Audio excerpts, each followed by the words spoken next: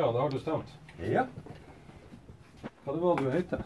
Steinar Sørensen. Det var det? Ja. Ja, skal se om jeg finner deg i manntallet. Ja.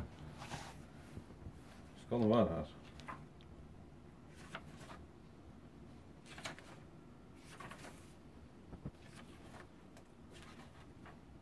Der var han. Da krysser vi det av her i manntallet. Og så skal du få lov å da skal jeg stemple stemmeseddelen. Ja.